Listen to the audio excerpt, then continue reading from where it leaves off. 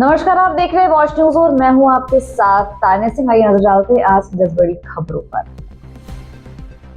बिहार विधानसभा चुनाव में सीटों के बंटवारे को लेकर महागठबंधन और एनडीए दोनों में तनातनी का माहौल है। महागठबंधन में सीट शेयरिंग को लेकर जारी घमासान के बीच जेएमएम ने बिहार चुनाव में सक्रिय भूमिका निभाने के संकेत दे दिए हैं, जिससे तेजस्वी यादव की टेंशन बढ़ती नजर आ रही है। दरअसल झारखंड मुक्ति मोर्चा ने स्पष्ट कर दिया है कि वो बिहार की सीमावर्ती 12 विधानसभा सीटों पर दावेदारी के साथ महागठबंधन में सम्मानजनक भागीदारी चाहती है।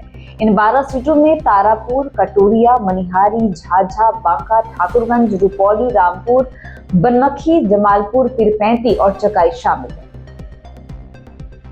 देखिए, बिहार विधानसभा चुनाव 2025 को लेकर महागठबंधन के भीतर सीटों के बंटवारे को लेकर खींचतान तो तेज है ही, साथ ही सीट शेयरिंग की बातचीत जिस धीमी रफ्तार से चल रही है, उससे सहयोगी दलों में काफी बेचैनी भी बढ़ती जा रही है। इसी कड़ी में मार्क्सवादी कम्युनिस्ट पार्टी यानी कि माकपा ने अब अपने स्तर पर रणनीतिक फैसला लेते हुए 2 मौजूदा विधायकों को नामांकन की मंजूरी दे दी है।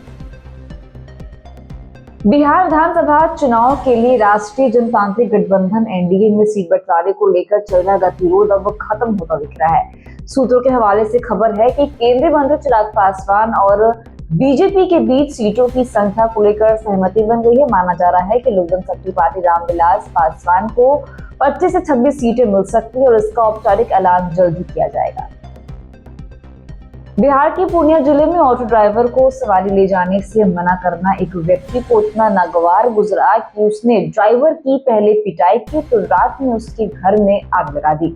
इस घटना में ऑटो ड्राइवर का करीब 3 लाख रुपए से अधिक का सामान जलकर राख हो गया और 2 मवेशी भी झुलस गए।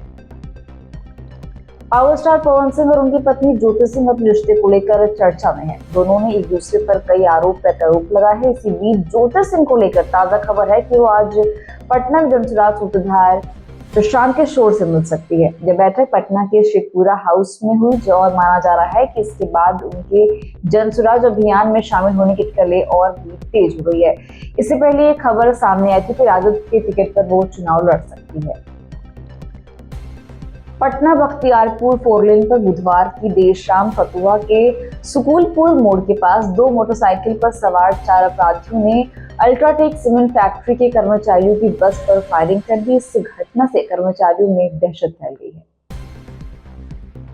बिहार के औरंगाबाद के दाऊद नगर अनुमंडल में एक चौंकाने वाली घटना सामने आई है, जहां उत्क्रमित उच्च विद्यालय के एक शिक्षक पर उन्हीं के 10वीं कक्षा के 15 वर्षीय छात्र ने चाकू से ताबड़तोड़ हमला कर दिया।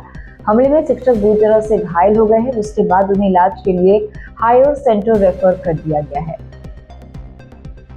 देश भर में दीपावली, धनतेरस और छठ पर्व की रौनक शुरू होने लगी है और इसी साल त्योहारों का सिलसिला 18 अक्टूबर से शुरू होकर 20 अक्टूबर तक दिवाली और फिर छठ पर्व तक जारी रहेगा। इस मौके पर दिल्ली, मुंबई, बेंगलुरु, हैदराबाद और पुणे सहित अन्य महानगरों में कामकाजी पेशेवर और छात्र अपने घरों की ओर रवाना हो रहे हैं। इसी वजह से पटना की ओर हवाई यात्रियों की भारी भीड़ भी देखने को मिल रही है।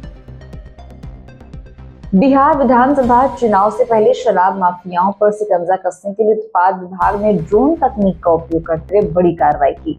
बिहार के नवादा और झारखंड के गिरिडीह जिले की संयुक्त टीम ने बरमसिया जंगल, बरमसिया गांव और अलखड़िया में छिपी अवैध शराब भट्टियों को ढूंढकर ध्वस्त कर दिया।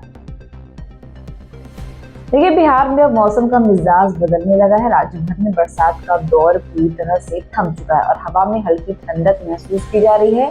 ग्रामीण इलाकों और नदियों के किनारे बसे गांवों में सुबह अब हल्के कोहरे और ठंडी हवाओं के साथ शुरू हो रही है।